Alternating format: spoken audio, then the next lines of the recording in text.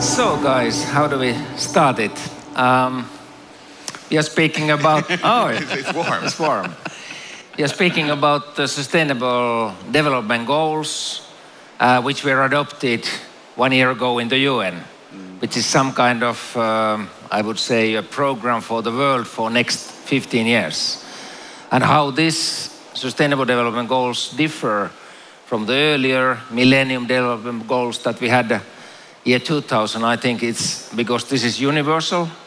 And my second note is that these goals, which are altogether 17, actually include much more environmental issues than earlier. As an environmentalist, I'm very happy. There is protection of the seas, there is biodiversity, there is climate, everything like that. But of course, one issue is that these are now looked universal, and one issue is that these are the private sector role and the cooperation with the private sector is much more essential here. And you are the people actually who are dealing with these issues. You are dealing with the UN, you are dealing with the private sector, and so I would learn, hopefully during this discussion, quite a lot from you. First, I have to say about the UNOPS, because many people think that UN is extremely bureaucratic and UN is very difficult to address. And I was working 6 years in UN for UNEP, United Nations Environmental Program.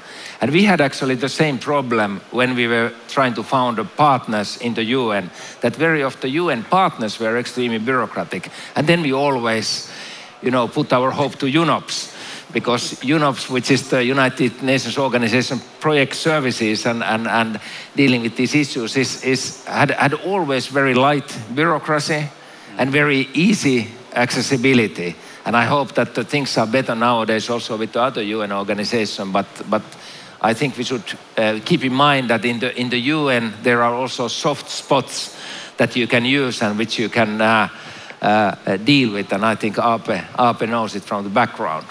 But you, Aape, you have been just arriving from Jordan, so what you have been doing there? Yeah, I arrived yesterday morning, flew through the night from Doha, where UNOPS, us and the Jordan River Foundation, a Jordanese non-governmental organization that is actually chaired by Her Excellency Royal Highness Queen Rania. What we announced, what we launched was a training program that consists of a mobile component and an offline component to actually teach women-owned businesses and standardize women-owned businesses. And I think that this is one of the issues that the SDGs allow. There's a lot of, especially in the private sector and amongst startups, there's one challenge that they think that all these goals are so mighty and big and have to do with environment and difficult things.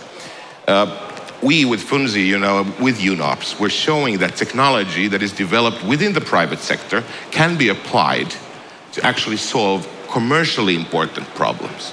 So SDGs allow for the stronger collaboration between the private sector, global organizations, and then enable the local collaboration, such as in Jordan. So that's what I was doing in Jordan. Let me ask you one question about the training of women in Jordan. Jordan is mostly Muslim society, part of the Middle East and so on. And of course, very often we think that women are under-resourced in these countries, or women have a lot of constraints by the culture and by the religion of coming to the working life, coming to the business life. What was your experience in Jordan? I think that in Jordan, there's a lot of great professional women. There's organizations that help these women become better, especially in that country, the fact that the queen and the queens have a tradition of being strong professionals prior to becoming queens. I think it's a good thing. But I also believe that we, non-Muslims, should work and collaborate more with those societies to learn to understand that there are lots of good women. Mm-hmm. Women are the world's future in many cases, like growing businesses. Can you, Rolando, tell a little bit how your organization, UNOPS, is now linked to Fuji? What is your partnership about, and how UNOPS works in these fields? Sure. If you allow me, I would just like to thank you for the comment on UNOPS. I think it's definitely part of the DNA that we're applying in this particular case. You see that with the evolution of the SDGs, we're really looking at the different landscape of development. Developmental aid in the past has been very much geared towards the poor, and that stigma has put a shade on it that we're, the people who need to have the behavioral change, all of us, each and every one of us, to commend the SDGs, are not necessarily involved. So when we started thinking about how to reposition ourselves in order to contribute to the SDGs, a major component of that was talking to the private sector and engaging at the same table all the other components. When a private company like Funzi or like any other private partner start thinking about doing a venture that is aligned towards their goals, they don't necessarily think SDGs first. In fact, they may not even know we're talking about them when it comes to the SDGs. And when they want to do good, they have to consider, how do I de-risk my investment? How do I go to these areas of the world that are not so easily accessible? So our conversation comes from a great collaboration with Team Finland in this case, where we were able to engage all the different entities of Team Finland to be able to create a channel for companies like Funzi who want to be able to access the different funding mechanisms and align themselves to the policies that have been set by the government, for them to align themselves to the SDGs. And our role is to create that last part of the value chain in order to drive that value. And we see this as an increasing model. As you pointed out, we are working on a new paradigm towards development. And that new paradigm has several components. One of them is for everybody in the room to understand that the SDGs is not just about the poor people. It's about every single one of us that needs to be tapped and contributing to that. The second one is that it's going to require a clear collaboration between us, and it's a collaboration with the private sector that goes beyond procurement. It's about co-development of solutions. It's about co-sharing of the risk and co-sharing of the benefits. And lastly, on that same note, is that this collaboration can only be made possible when we have a dialogue with every single other stakeholder that is concerned about the SDGs, and that includes the government, that includes the funding partners, that includes the local agencies and the communities who themselves need to be empowered through technology as well to have the voice. I think this is a great example where we listen to the communities, and in specific the women in Jordan who have a strong potential to contribute to the economy.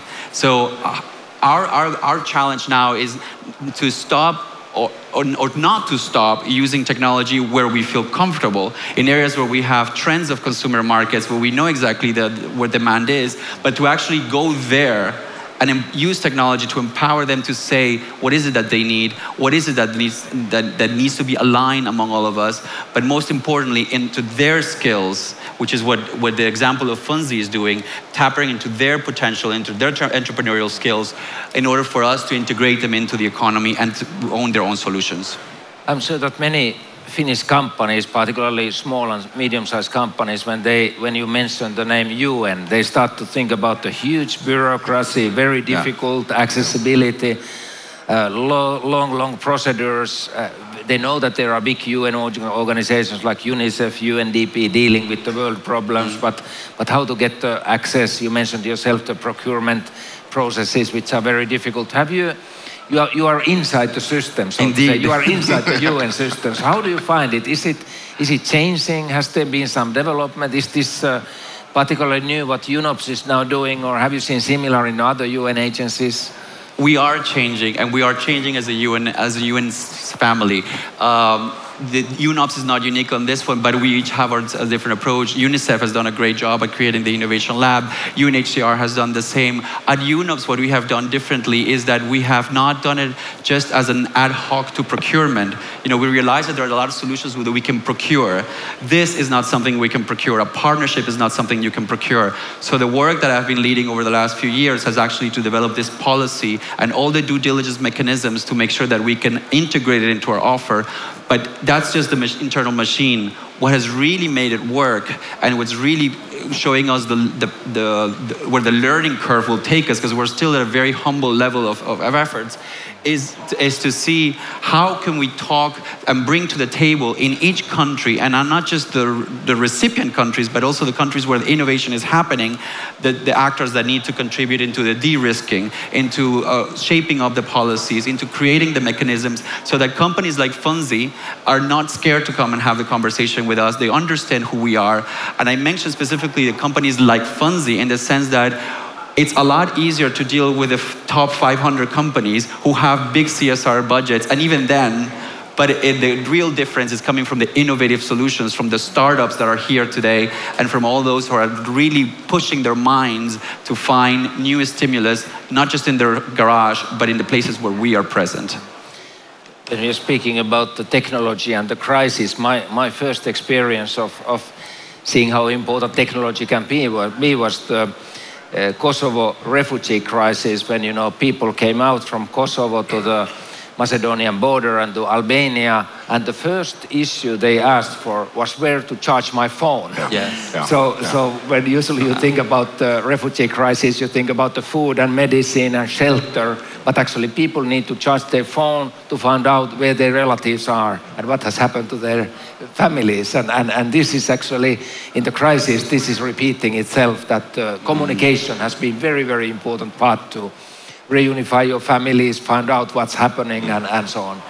But Aape, let me ask you the question that you are dealing now particularly with the training and educational sector, training with women. How did you motivate or found this niche actually? Why you think that this is important in the countries that you are working with?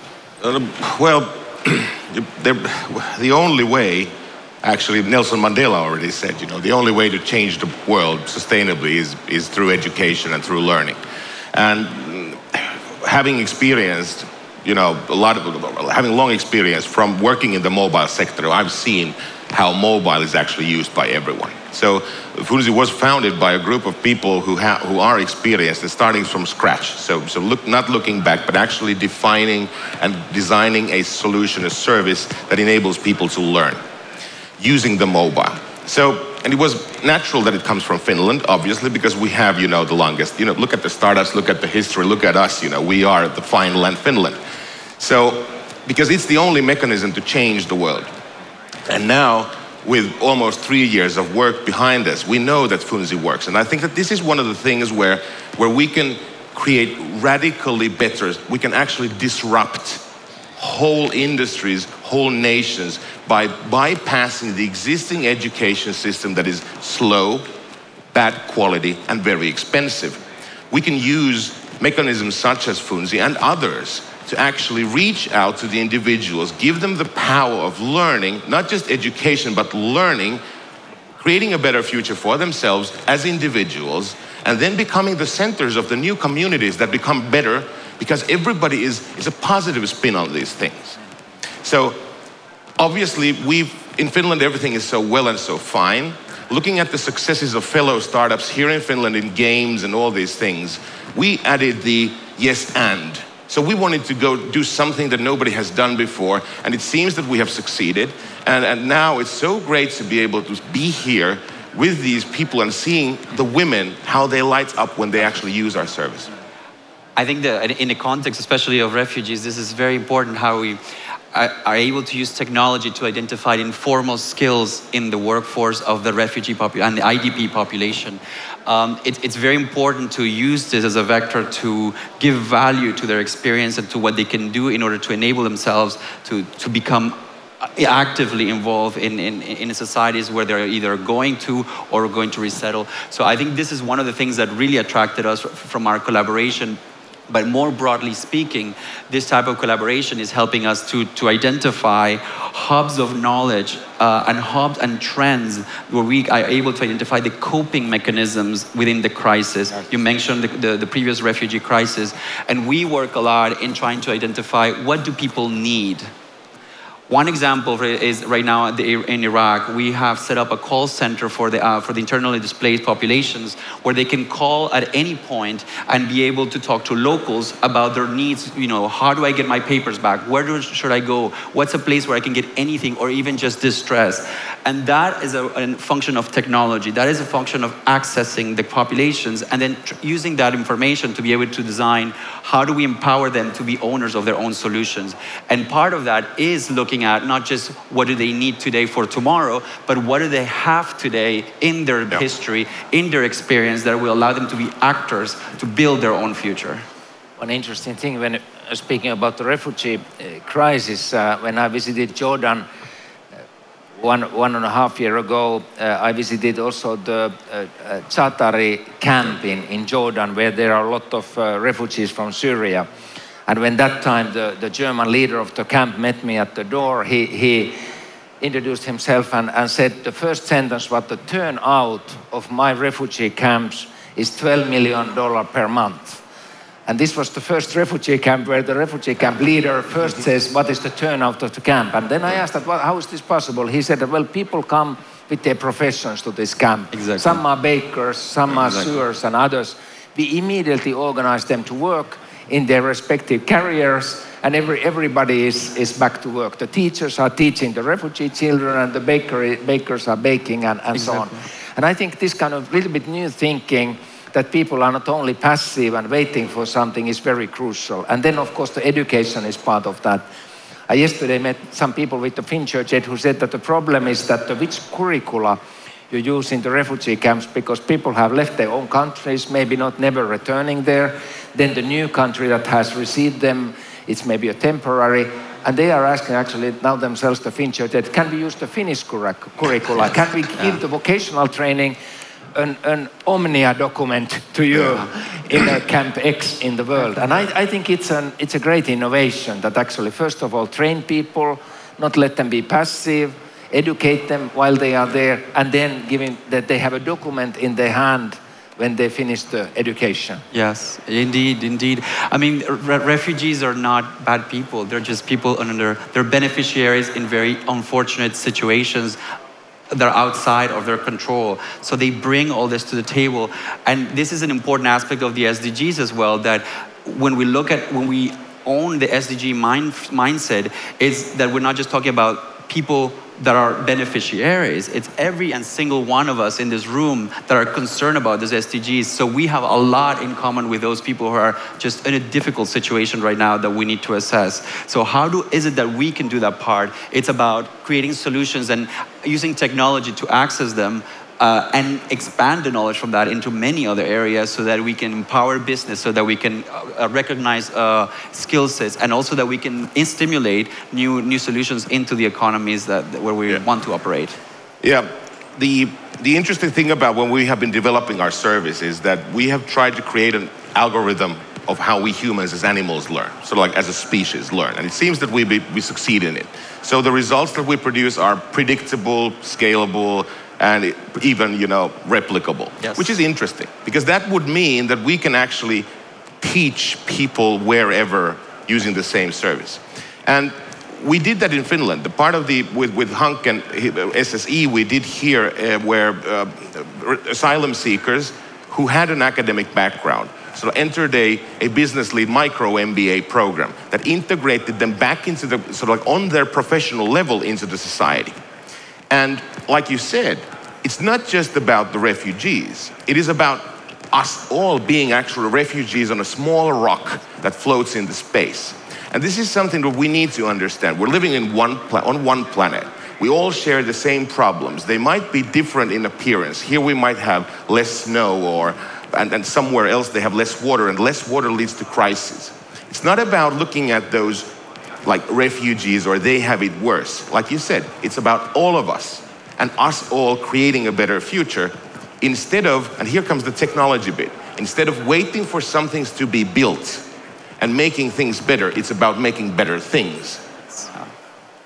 One issue, of course, that we don't always recognize the individuals among the crowds. I visited just recently Savonlinna, where we have a refugee center, and there was first a room of Afghans, and there was a newborn Afghan born in Finland, and the whole family was celebrating, and there were elder people, younger people, and then I started to interview them if they have been in school, any one of them, and no, absolutely no one. Nobody could read and write.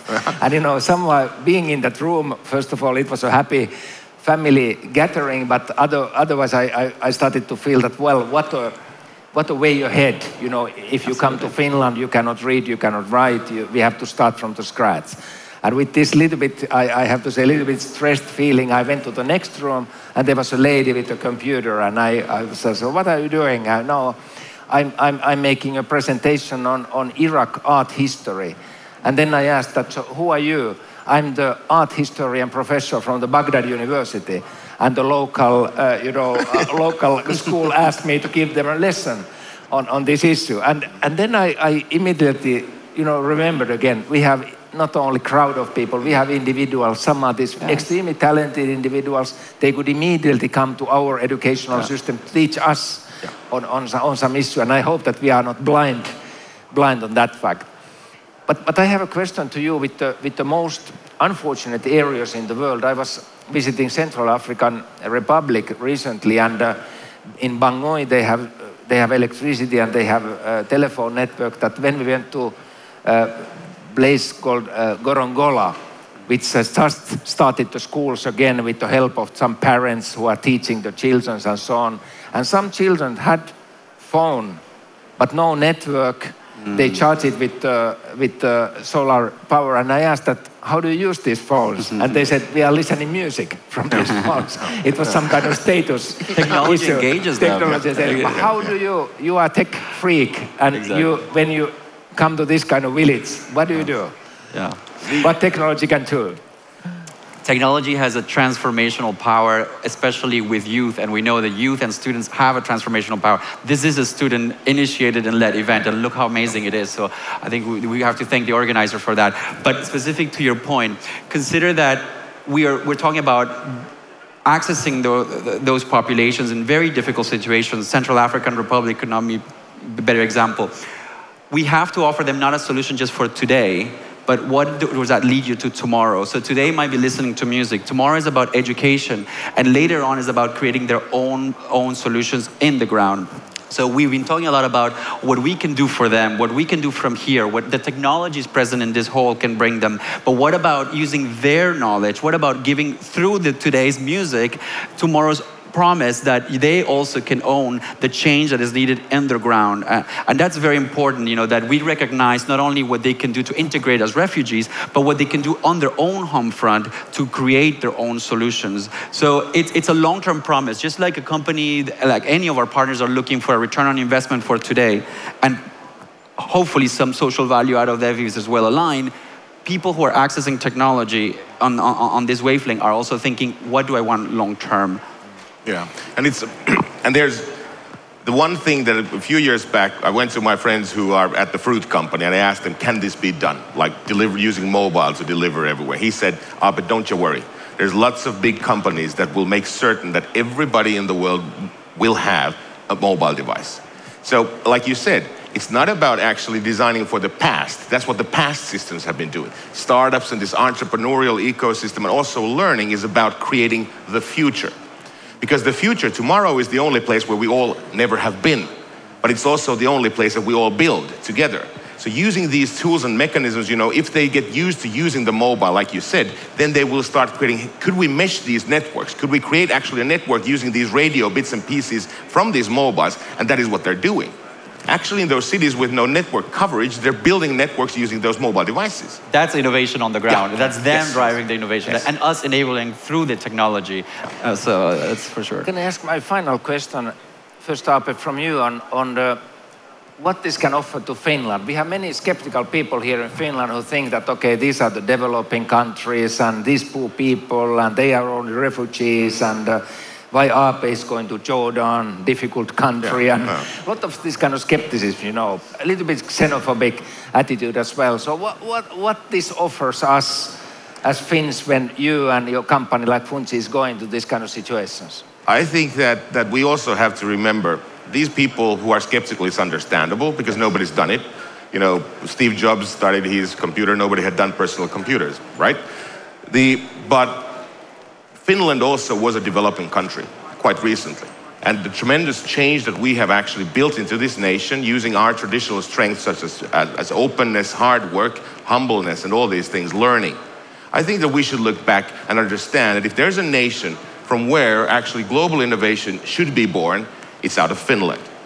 And I think that it's about time for us all to forget about the skepticism and look into the future as the future that we will build, because someone will build it. Why not us? You are, Ronaldo, working in UN, so is this only... Good out there. Is this only Finland now, which is active, or you have other partners as well? No, absolutely not. We're actually broadening a lot of our portfolio, and we're looking at partners, different technology partners, but also different partners in Finland and all the Nordic region as well. So we look forward to talking to more and more companies who want to be a part of this future. Thank you. Thank you, guys. Thanks. Thanks. Thank you. Thanks. Cool.